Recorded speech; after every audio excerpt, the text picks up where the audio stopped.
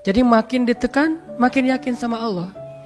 Makin banyak masalah, makin yakin sama Allah. Makin berserah kepada Allah. Kok bisa kayak gitu? Ada orang yang ketika makin banyak masalah, makin ragu sama Allah. Ini Allah maunya apa sih? Gitu kan? Ketika makin banyak masalah, makin kayak mempertanyakan takdir dan ketentuan Allah. Kenapa kok saya yang ngalamin ini? Kenapa saya dari dulu gak selesai-selesai masalahnya? Kenapa justru setelah saya berhijrah malah banyak masalah?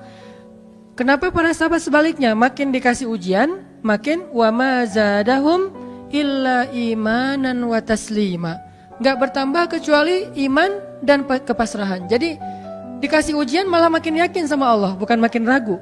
Misalnya dia ganti nih modal transaksi dagangnya, bisnisnya. Yang tadi mungkin syubhat atau haram, sekarang dia pakai model transaksi bisnis yang halal aja deh, yang aman-aman aja. Gara-gara transaksi yang halal malah banyak masalah. Masih mending kalau masalahnya cuman berkurang income-nya. Ini malah ditipu orang lah, rugi segala macam. Mulai mempertanyakan, nih bener nggak ya saya ngambil jalan yang syariat segala macam, kok malah makin susah nih kelihatannya. Kenapa kita ketika diuji malah jadi ragu sama Allah? Kenapa saya katanya kalau misalnya saya jujur, saya akan dapat kebaikan. Ini gara-gara jujur malah gak lulus. Ya mungkin gak belajar tapi jujur. Yang satu lagi yang gak jujur malah nilainya bagus mungkin. Misalnya gak belajar tapi dia dusta. Kenapa para sahabat ketika diuji malah makin yakin sama Allah? Malah makin pasrah kepada Allah. Karena mereka pegang janji Allah. Itu salah satu tipsnya. Kalau kita pengen tetap woles pas menghadapi kesulitan, pegang janji Allah. Makin kita kuat pegang janji Allah, diuji, kita makin pasrah sama Allah. Ya Allah, saya akan yakin sama Engkau memegang janjimu. Ketika diuji, saya berharapnya balasan dari Allah, pertolongan dari Allah. Kayak yang pernah saya sampaikan dulu, kalau kita dapat musibah, yakinlah kepada janji Allah. Siapa yang membaca doa yang diajarkan Nabi, nanti Allah akan ngasih ganti yang lebih baik gitu kan ya. Allahumma ajurni fi musibati wa khluf li khairan minha. Ya Allah, beri saya pahala dalam musibah ini, beri saya ganti yang lebih baik darinya.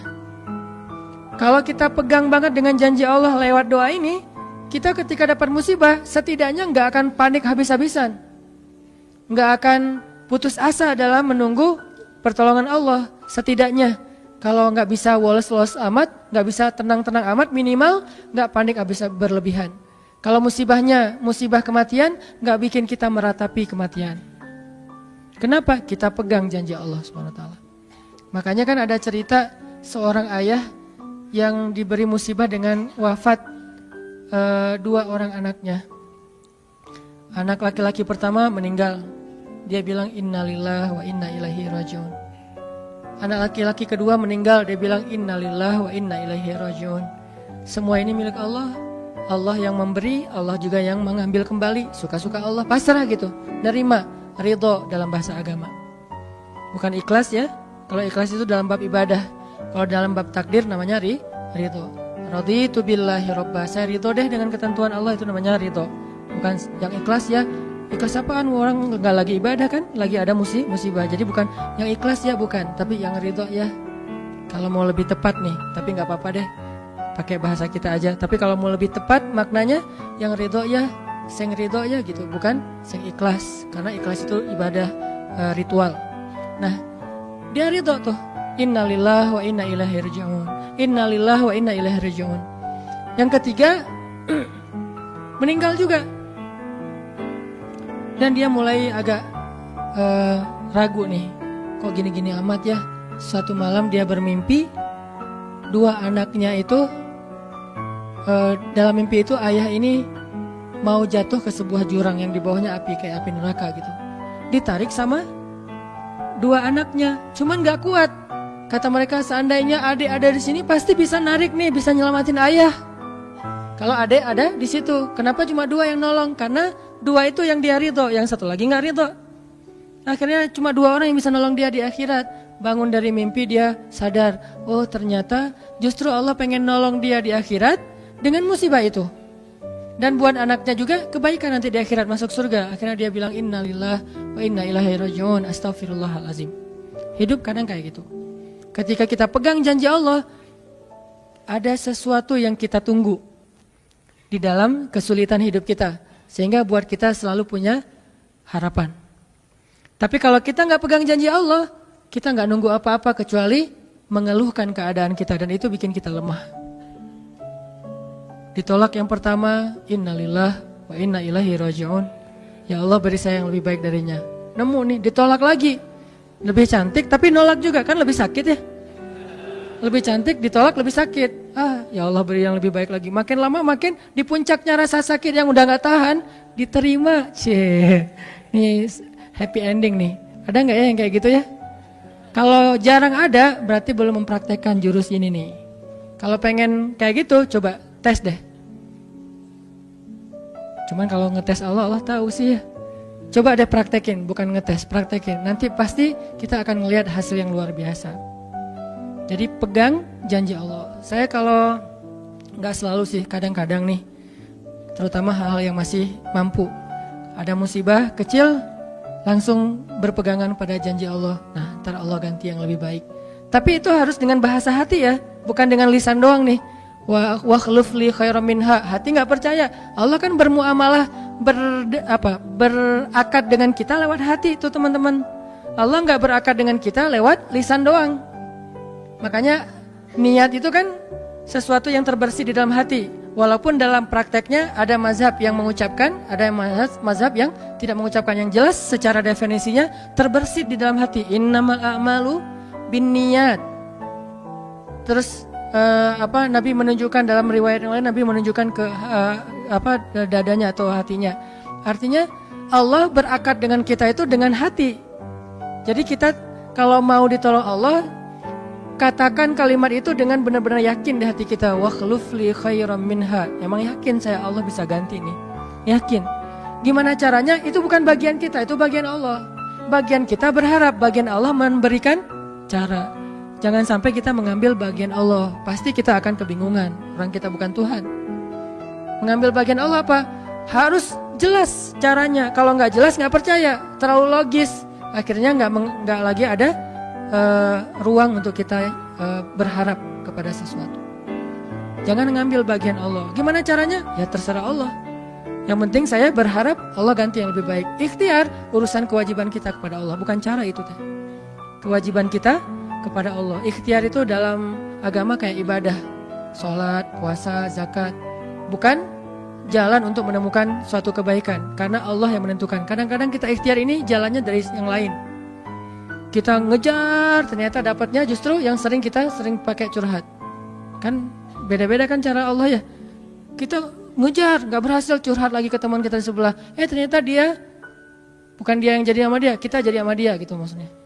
Ini artinya emang Allah yang punya cara, asbab, subul.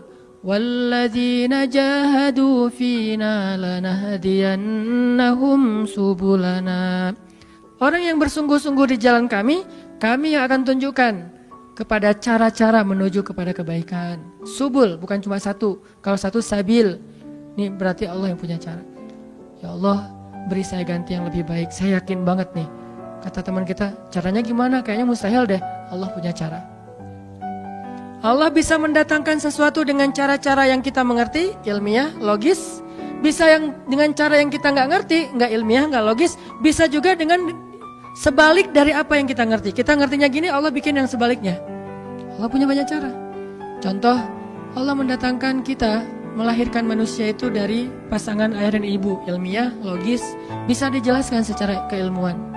Tapi Allah juga bisa mendatangkan seorang anak tanpa ayah seperti Isa dari rahimnya Siti Maryam yang suci. Atau bisa juga mendatangkan seekor onta bukan dari induknya tapi keluar dari batu seperti ontanya Nabi Solih. Allah bisa mendatangkan segala sesuatu dari cara-cara yang yahtasib aw la yahtasib. Yang kita mengerti atau kita tidak mengerti. Makanya Allah mengatakan wa yarzuqhu min haitsu la yahtasib. Allah kasih rezeki dari jalan haitsu la yahtasib, yang gak pernah kalian duga. Berarti kalau masih keduga, bukan itu jalannya. bisa sih kayaknya jalan ini, bukan itu. Bisa sih ini, bukan itu. Terus jalannya apa? Yakin, itulah jalannya. Allah yang akan mendatangkan dengan surprise. Kayaknya surprise itu lebih seru sih. Dan surprise Allah itu emang pasti. Kalau surprise teman kita pas kita ulang tahun, kenapa ya hari ini kok biasa-biasa aja ya, nggak ada yang ngucapin, nggak ada yang ngasih hadiah misalnya ya. Kita masih berharap, mungkin mereka pengen ngasih surprise. Nanti malam-malam tiba-tiba saya masuk ke rumah, saya buka pintu rumah saya, tiba-tiba orang udah ngumpul semua di dalam rumah, terus ngasih surprise happy birthday gitu, balon segala macam, gitu-gitu deh. Bisa. Tapi apakah itu terjadi? Belum tentu. Pas kita pulang ke rumah udah siap-siap gitu. Gua mah nggak akan kaget lah, yang gitu-gitu pasti udah disiapin. Buka pintu, ngelihat ke dalam, jalan pelan-pelan, nyalain lampu, kosong, nggak ada siapa-siapa. Manusia bisa gitu banget kan? Teman kita atau pasangan kita berpikir, pasti dia ingat lah, nggak mungkin dia nggak ingat hari jadian kita atau hari putus kita terus jadian lagi, atau hari lahir lah minimal. Pasti dia ingat, tapi belum tentu dia bisa ngasih kita surprise seperti yang kita harapin. Kalaupun dia ngasih surprise, kadang-kadang kado atau hadiahnya itu nggak seperti yang kita harapin. Biasa-biasa aja ternyata. Mungkin dia lagi nipis keuangannya, nggak punya modal apa-apa, ya udah ngasih apa yang ada aja, pulpen, permen. Nah, Allah nggak gitu. Allah kalau ngasih surprise itu benar-benar ngasih dan buat kita benar-benar ngerasa beruntung. Kalau kita percaya, makanya berakatlah dengan Allah lewat hati. Hadza ma wa'adanallahu wa rasuluh wa sadaqallahu wa rasuluh. Benarlah Allah dan Rasul. Hasbiyallah atau apapun ucapan-ucapan belief, termasuk wakhluf li khairam minha, beri saya ganti yang lebih baik darinya. Tapi kita berakad itu dengan hati. Allah tunjukin tuh. Ini yang bisa bikin kita sedikit lebih tenang atau banyak bisa dapat ketenangan kalau kita dalam kondisi yang sulit. Kalau diuji dalam hal-hal yang kayaknya mentok gitu. Mau kemana lagi nih? Mau gimana lagi nih? Mau apa lagi nih? Kan gitu kan? Udah gak tahu lagi mau gimana, mau kemana, mau apa, mau siapa lagi nih? Kayaknya semua yang di list reunian udah ditembak satu-satu, gagal semua gitu kan. Mau siapa lagi nih? Teman kuliah udah, teman SMA udah, sampai teman SD juga udah. Masa nyari teman TK gitu kan ya? Nyari semua nolak, ke siapa lagi? Allah yang punya siapanya. Kadang-kadang siapanya Allah itu kita nggak pernah ngeduga. Yang kita nggak pernah mau ke situ karena berpikir nggak mungkin deh kalau itu mah. Justru kita nggak ngedatangin dia karena kita nggak percaya mungkin. Tapi buat Allah apa sih yang nggak mungkin? Julaibib dengan kondisi rakyat jelata banget ketemu seorang cewek yang selebgram banget, bisa aja tuh. Apalagi kita yang insya Allah nggak julaibib amat lah ya, masih kerenan dikit lah. Walaupun mungkin solehnya pasti jauh dengan julaibib, tapi secara fisik ya kita bukan budak, kita bukan orang yang seperti digambarkan di dalam hadis gimana fisiknya julaibib sangat pas-pasan. Walaupun tingkat kesolehannya jauh, pasti sahabat itu tidak tergantikan, tidak tertandingi. Oke, itu satu kasus di Al-Quran gimana Wallace dengan modal pegang janji Allah. Berakad kepada Allah dengan hati. Ini kata kuncinya, berakad kepada Allah dengan hati. Dan Allah pasti la yukhliful mi'ad, gak akan ingkar janji, gak akan kalau dengan hati. Masalahnya tingkat hati juga darajat. Lahum darajatun 'inda rabbihim. Orang yang beriman itu bertingkat-tingkat. Ada yang imannya itu benar-benar luar biasa, sampai hal yang paling mustahil buat dia tuh nggak ada yang mustahil buat Allah. Ada yang berimannya yang berat-berat mah dia masih agak-agak ragu, yang ringan-ringan dia masih yakin. Berarti aku tergantung prasangka hambaku kepadaku.